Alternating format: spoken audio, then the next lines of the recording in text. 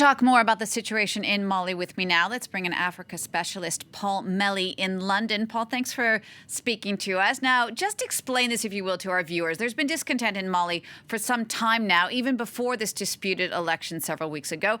Give us some context about how the situation got to this point. Well, this is a country that's been in crisis really for more or less a decade continuously. And in fact, 8 years ago, there was a previous military coup which led to a transition and another election where Keita was elected president. But even when he took over, already there was a conflict going on with jihadist groups in the north of Mali.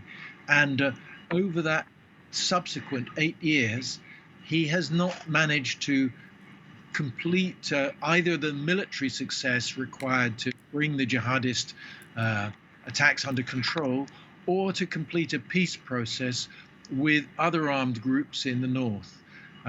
There's been a sense that his leadership has been weak, if you like, lacking in vision. There hasn't really been a clear strategy, either for these big political and security issues, or even for the basic day-to-day issues of managing the economy, living standards, agriculture, public services, the things that impact on the life of everyday ordinary Malians. And there have, as your film mentioned, there have been widespread allegations of corruption, reaching quite high into the state, accusations relating to some people close to him as well. So that has deepened popular anger. And what really brought all this to the boil was that after parliamentary elections in March and April this year, the Constitutional Court intervened and basically changed the results for 31 seats in order to bolster the position of the president's camp in parliament. And after that, popular anger really boiled over on the streets. So this is a crisis that's been going on for a long time. Right. So what's the likelihood now that this coup could actually help the situation in Mali, or are we just heading into more chaos?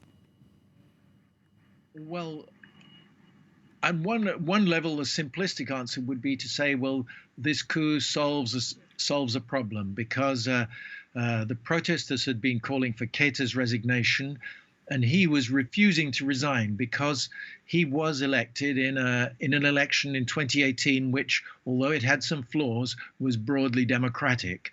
And ECOWAS, the West African group of countries to which Mali belongs, was backing that stance, saying he should agree to a national government, but he should not be forced out of office because he had the legitimacy of the ballot box, if you like. So now that the military have forced him to resign, a simplistic reading would be to say, oh, well, that's okay. He's quit. Now we can have a transition and new elections. But things are not that simple. For a start, this is hugely destabilizing. West Africa has been trying to establish the principle that military coups, military interventions, unconstitutional changes of government are not legitimate. And when they have taken place over the last decade or so, for example, in Niger and in Burkina Faso, they've usually been to remove governments that were acting in an authoritarian way or dismantling democratic safeguards. None of that was really true of Keita. Despite the problem with the parliamentary election results, nobody could accuse Keita of being authoritarian or repressive, if you like. So the legitimacy of the coup is in question from that point of view. And it makes it therefore really difficult for ECOWAS, the West African bloc, and the international community, who are strongly supporting the ECOWAS stance, to plot a course out of this crisis that doesn't risk knock-on effects for the rest of the region. Right, and that was going to be my next question. What kind of reaction has there been from the international community, and how can it get involved in this situation? Well, the international community has basically put its weight fully behind ECOWAS.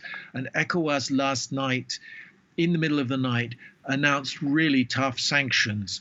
The military have said they've closed the borders, but actually ECOWAS had already shut the borders of Mali with all of its neighbors.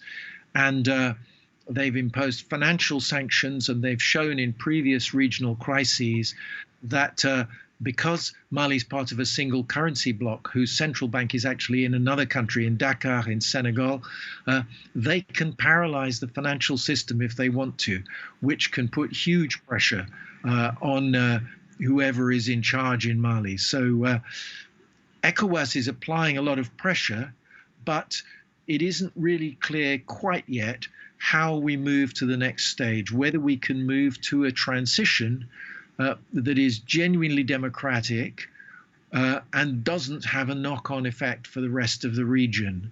And there are also questions about the background behind this military intervention. Certainly, many of soldiers were angry about the difficult conditions in which they're being sent to the north to fight the jihadists, with a shortage of equipment, grievances over their pay and conditions. But there's also anger among ordinary soldiers, a feeling that some senior officers have been benefiting from privileges or even been corrupt. But there's also a further complication, which is that elements of the Malian army had been accused of human rights abuses in the north, and the UN had started to really pile on the pressure for the Malian government to take action on that front and to call to account, to bring to justice people in the security forces who have been accused of possible links to massacres of civilians, particularly in central Mali.